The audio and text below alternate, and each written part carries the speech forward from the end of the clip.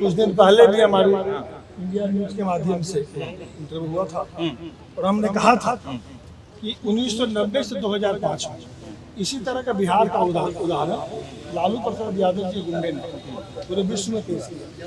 व्यापारी भी भागे और उनके मजदूर भी साथ साथ भागे, क्योंकि व्यापारी मजदूर और किसान का तो आपस में है ही ताल्लुक।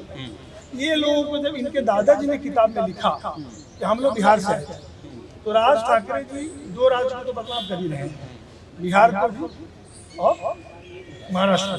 लेकिन हमने कहा कि इसके पहले जब 14 के पहले 9 में उस समय एक आया था न्यूज चैनल से कि 50,000 लोगों को भगाया गया नासिक से।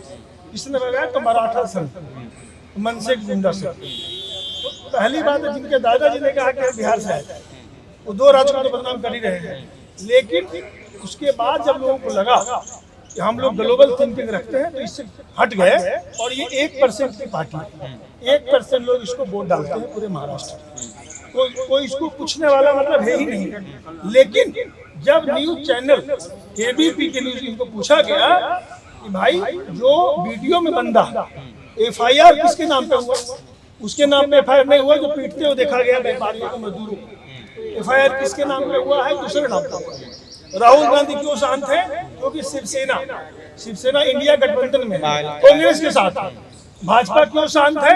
क्योंकि भाजपा का वहाँ शासन है। कि दोनों मिल करके लोगों को ऐसा इन्होंने बेवकूफ बनाया है भारतवर्ष के अंदर में। हमने देवेंद्र फडणवीस जी को भी कहा है और राहुल गांधी जी को भी कहा है, और माननीय जो केजरीवाल साहब जो केजरीवाल जी बोलते थे, इनको हमने आप भी कुछ बोलो भाई, सिर्फ एक ही पार्टी पूरे भारत में इसे प्रोटेस्ट टेस्ट करे। तो हमने भारत के प्रधानमंत्री जी से इस धरना कार्यक्रम से मांग किया कि जाति धर्म क्षेत्र भाषा के नाम पर अगर कोई भी पर प्रांतीय को पीटता है मारता है, उसे आजीवन कारावास दिया जाए। आप ऐसा प्रावधान डालें तो राज ठाकरे को कारावास दिया जाए एकदम ऐसे उसके सारे गुंडे को जो इस तरह से काम करके अपने राज्य को बदनाम कर रहे हैं, देश को बदनाम कर रहे हैं। ये जमाना है ग्लोबलाइजेशन, और इस ग्लोबलाइजेशन के जमाने में हमें सबको एक करना। उद्धव जी को भी उस पर भी कार्रवाई एकदम। उद्धव ठाकरे ने भी क्या कहा कि आप गुंडा समझते हो, तुम गुंडा है। अरे उद्धव ठाकरे जी, आप तो सब घर में जाके खाना खाते थे। ये मुंबई का चुनाव क्या आ गया कि चुनाव हम इंसानों से बड़ा हो गया, इंसानियत से बड़ा हो गया। ईटा को ईटा जोड़ोगे तो मकान बनेगा। अब कैसी बगीचा का निर्माण करना चाहते हो लोगों को मार करके? आपके जो पिताजी शुरुआत किए थे राजनीति, लुंगी पुंगी नहीं चलेगा 69 में। फिर अभी आपने ये शुरुआत किया। आज इस भारतवर्ष में 36% लोग अलग अलग राज्य में जाके व्यापार कर रहे हैं, मजदूर हैं।